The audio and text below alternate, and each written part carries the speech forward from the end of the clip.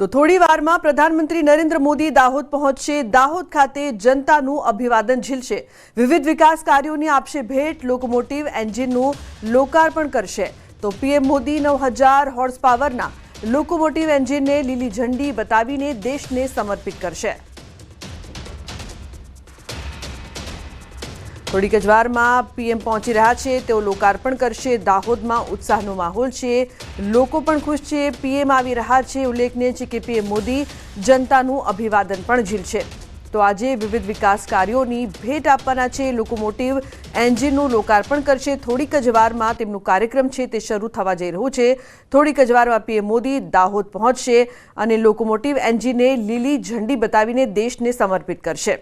તો ઉલ્લેખનીય છે કે અનેક વિકાસ કાર્યોની ભેટ આજે મળી રહી છે। ગુજરાતને જ્યારે પણ પીએમ આવતા હોય છે, વિકાસ કાર્યોની ભેટ તેઓ આપતા હોય છે, ત્યારે થોડીક જ વારમાં તેઓ દાહોદ પહોંચવાના છે।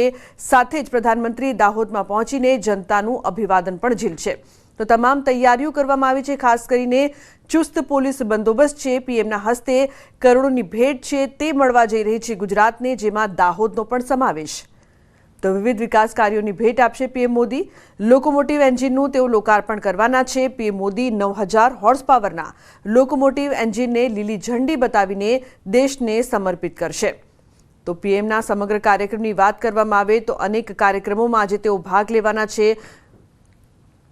તો વડોદરા એરપોર્ટ પર પીએમ મોદીનું સ્વાગત કરાયું હતું। મુખ્યમંત્રી ભૂપેન્દ્ર પટેલ, CR પાટીલ, હર્ષ સંઘવી સહિતના મહાનુભાવો દ્વારા તેમનું ઉષ્માપૂર્ણ સ્વાગત કરવામાં આવ્યું હતું।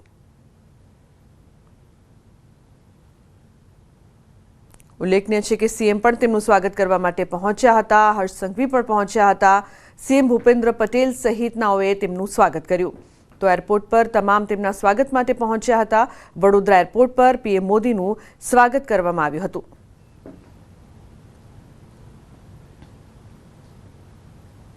તો પ્રધાનમંત્રીના દરેક વિસ્તાર અને દરેક કાર્યક્રમને અનુલક્ષીને કપડાં જોઈ સમગ્ર વિશ્વમાં ચર્ચા થતી હોય છે। જે કપડાની સ્ટાઇલિશનો દાહોદ સાથે જૂનો નાતો છે। દાહોદના સંગમ ટેલર દુકાનમાંથી પીએમ મોદી માટે કપડાં જતા હતા।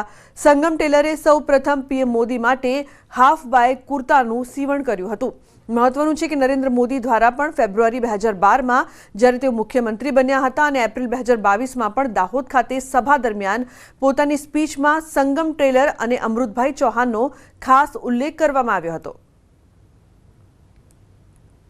પ્રધાનમંત્રી નરેન્દ્ર મોદી ગુજરાતની મુલાકાતે આવી રહ્યા છે અને ગુજરાતની મુલાકાત હોય કે દેશ વિદેશના પ્રવાસ હોય, આપણે પ્રધાનમંત્રી નરેન્દ્ર મોદીને હર હંમેશ કોટીમાં જોતા હોઈએ છીએ। આ કોટી દાહોદના એક ટેલર ધર્મેન્દ્રભાઈ જે છે તે તૈયાર કરે છે ને આ પ્રકારે પ્રધાનમંત્રી નરેન્દ્ર મોદી જે કોટીનો ઉપયોગ કરતા હોય છે, પહેરતા હોય છે, તે કોટી આ ધર્મેન્દ્રભાઈ પોતાના ટેલરની અંદર બનાવતા હોય છે। વર્ષોથી આ પ્રકારે બનાવે છે। જ્યારે નરેન્દ્ર મોદી સંઘમાં પ્રચારકનું કામ કરતા હતા ત્યારથી અહીંયા આવતા હતા। ધર્મેન્દ્રભાઈ પાસેથી તેઓ કોટી જે છે તે બનાવડાવતા હતા। ધર્મેન્દ્રભાઈ, કેવા પ્રકારની કોટી જે છે આમ જરા બતાવશો? આપ જોઈ લો, આ પ્રકારની કોટી જે છે તે પ્રધાનમંત્રી નરેન્દ્ર મોદીની આ ધર્મેન્દ્રભાઈએ તૈયાર કરી છે। આજે પણ 5 જેટલી કોટી લઈને આવ્યા છે અને 5 જેટલી કોટીને તેઓ ગિફ્ટ કરવાના છે। કેટલા સમયથી પીએમ મોદીની કોટી બનાવો છો તમે? શું વિશેષતા હોય છે અને આનાથી તમે શું મેસેજ આપો છો? અમારી દુકાનનું નામ સંગમ ટેલર છે। જ્યારે સંઘ પ્રચારક હતા મોદી સાહેબ, ત્યારે અમારા કાકા અને પપ્પા જોડે એ બી સંઘ પ્રચારક હતા, તે ત્યારથી સાથે એમનો સંબંધ છે સંગમ ટેલરમાં, ને ત્યારથી એમના કુર્તા પાયજામાને એમ બધું બને છે। જ્યારે સીએમ હતા બન્યા ત્યારે બી અમે આ કોટીને એમ બધું પર, જ્યારે બી સાહેબ દાહોદ પધારે છે ત્યારે હર વખતે મારે એમને આ કપડાં આપવા પડે છે અને એમનું મારું નામ સ્ટેજ પરથી ભર સભામાં લે છે કે મારા વર્ષોથી કપડાં દાહોદમાં સંગમ ટેલરમાં સિવાય છે। તમે શું કહેશો, કેટલી કોટી આજે ગિફ્ટ કરવાના છો પીએમ મોદીને? આજે કુલ 6 કોટીઓ નરેન્દ્રભાઈને આજે આપવામાં આવશે અને દાહોદ માટે નરેન્દ્રભાઈનો વિશેષ પ્રેમ રહ્યો છે। સંઘના પ્રચારક હતા તે વખતે એમની કર્મભૂમિ દાહોદ રહેલી હતી અને વડાપ્રધાન થયા ત્યાર પછી પણ દાહોદમાં એમનો આ 4થો પ્રવાસ છે। એટલે વડાપ્રધાન થયા પછી પણ અત્યાર સુધીના ઇતિહાસમાં સૌથી વધારે જે વડાપ્રધાને દાહોદનો પ્રવાસ કર્યો જેમાં નરેન્દ્રભાઈ એક છે। નરેન્દ્રભાઈએ 22,000 કરોડ રૂપિયાનું સિમેન્સ કંપની જોડે જે પીપીપી મોડલ પર જે રેલવે એન્જિનનું કારખાનું બનાવ્યું છે એમાં આજે પ્રથમ એન્જિનનું લોકાર્પણ કરવા જઈ રહ્યા છે। સાથે સાથે નરેન્દ્રભાઈ આજે વલસાડ દાહોદ ઇન્ટરસિટી કે જે વર્ષો જૂની દાહોદની માંગ હતી એ આજે અમારી પૂરી થવા જઈ રહેલું છે। આજે મળશો તો શું વાત કરશો, શું કહેશો? કારણ કે ઓપરેશન સિંદૂર બાદ પ્રથમ વખત દાહોદની મુલાકાતે આવી રહ્યા છે। હવે જ્યારે સક્ષમ નેતૃત્વ હોય ત્યારે આ ઓપરેશન સિંદૂર જેવા બાલાકોટ એર સ્ટ્રાઇક જેવા કડક પગલાં લેવામાં આવતા હોય છે. નરેન્દ્રભાઈની આ જે ખાસિયત છે એ આજે દુનિયા પણ માને છે અને ઓપરેશન સિંદૂર એમણે જે પાકિસ્તાનને જડબાતોડ જવાબ આપ્યો છે એ માટે દરેક ભારતીય આજે ગૌરવની લાગણી અનુભવે છે. ઇવન વિપક્ષના નેતાઓ પણ આજે આ બાબતમાં એટલું તો ચોક્કસ કહે છે કે દેશનો જે વડાપ્રધાન જો મજબૂત હોય તો આપણને આજે બાલાકોટ એર સ્ટ્રાઇક, સિંદૂર આ પ્રકારના પગલાં જોવા મળે છે. ચોક્કસથી તો પ્રધાનમંત્રી નરેન્દ્ર મોદી જે કોટી પહેરે છે ત્યાં દાહોદના ટેલર જે છે તે વર્ષોથી બનાવે છે. આજે પણ 6 જેટલી કોટીઓ લઈને આવે છે અને 6 કોટીઓ પ્રધાનમંત્રી નરેન્દ્ર મોદીને ગિફ્ટ કરશે. કેમેરામેન પ્રકાશ દેસાઈ સાથે ગૌતમ શ્રીમાળી, ન્યૂઝ 18 ગુજરાતી, દાહોદ. તો ઓપરેશન સિંદૂર બાદ પહેલીવાર પીએમ મોદી ગુજરાત આવ્યા છે. 2 દિવસના પ્રવાસમાં તેઓ પહેલા વડોદરા પહોંચ્યા હતા. વડોદરામાં કેસરી કોટીમાં તેમણે રોડ શો યોજ્યો હતો. ઉલ્લેખનીય છે કે વડોદરા બાદ દાહોદ અને ભુજ, અમદાવાદમાં પણ તેમનું કાર્યક્રમ છે. લોકોમાં અનેરો ઉત્સાહ છે કારણ કે વતનમાં પ્રધાનમંત્રી આવી રહ્યા છે, કરોડોની સોગાત પણ આપશે. તો વડાપ્રધાન નરેન્દ્ર મોદી દાહોદ આવશે ત્યારે પેરામિલિટરી સંગઠન પીએમ મોદીનું સ્વાગત કરશે.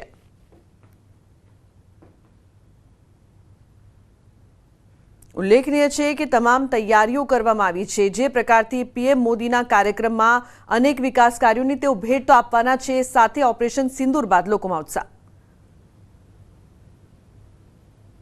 પ્રધાનમંત્રી નરેન્દ્ર મોદી આજે દાહોદની મુલાકાતે છે. દાહોદની મુલાકાત દરમિયાન અનેરો ઉત્સાહ દાહોદવાસીઓમાં પણ જોવા મળી રહ્યો છે. આપ દ્રશ્ય જોઈ રહ્યા છો કે ગુજરાતનું આ પેરા મેડિકલ મિલિટરી સંગઠન જે છે તે જોવા મળી રહ્યું છે અને તેઓ અત્યારે હાલ પ્રધાનમંત્રી નરેન્દ્ર મોદીને આવકારવા સજ્જ થયેલા જોવા મળી રહ્યા છે. તમામ મિલિટરી સાથે સંકળાયેલા લોકો જે છે કે તેઓ ઓપરેશન સિંદૂર બાદ પ્રધાનમંત્રી નરેન્દ્ર મોદી અહીંયા આવી રહ્યા છે, તેમનું અભિવાદન કરવા માટે આવી રહ્યા છે.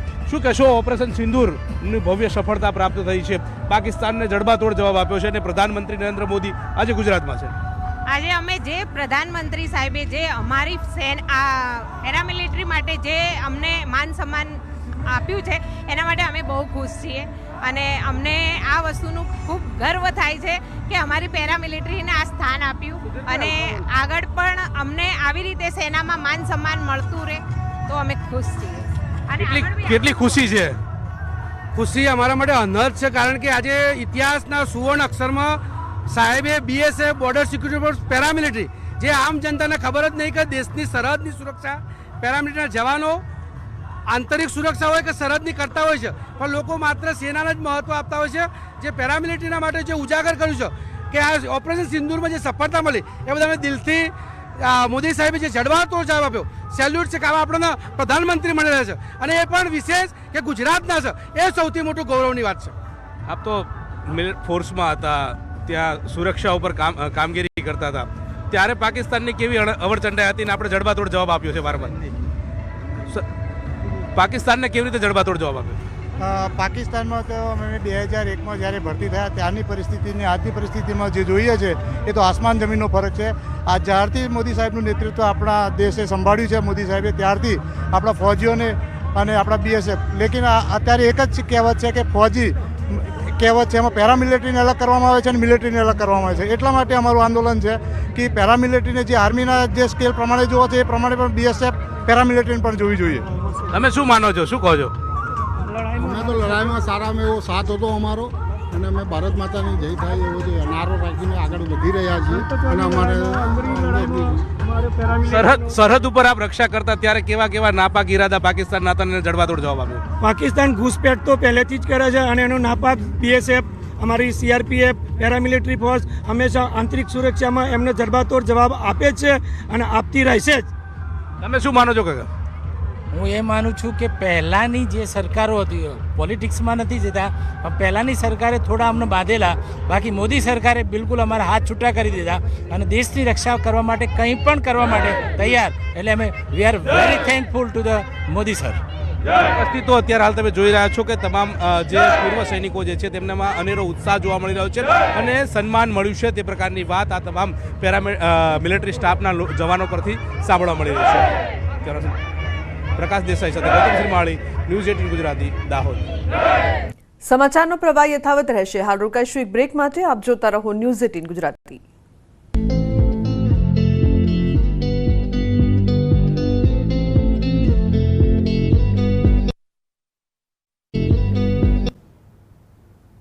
Welcome back. સમાચારમાં આગળ વાત કરીએ તો ઓપરેશન સિંદૂર બાદ પહેલીવાર પીએમ મોદી ગુજરાત આવ્યા છે. 2 દિવસના પ્રવાસમાં તેઓ પહેલા વડોદરા પહોંચ્યા હતા. વડોદરામાં કેસરી કોટીમાં તેમણે રોડ શો યોજ્યો હતો, જ્યાં કર્નલ સોફિયા કુરેશીના પરિવારે પીએમનું ફૂલોથી સ્વાગત કર્યું. સાથે જ વડોદરા દેશભક્તિના રંગે રંગાયું. પીએમ મોદીએ વડોદરા એરપોર્ટથી એરફોર્સ ગેટ સુધી 1 કિલોમીટરનો રોડ શો યોજ્યો હતો. આ રોડ શોમાં મોટી સંખ્યામાં શહેરીજનો અને કર્નલ સોફિયાનો પરિવાર હાજર રહ્યો હતો. તે મહિલાઓએ માથે સિંદૂર ભરાવીને રોડ શોમાં જોડાઈ હતી. આ ઉપરાંત મુસ્લિમ મહિલાઓ પણ રોડ શોમાં ઉમટી હતી.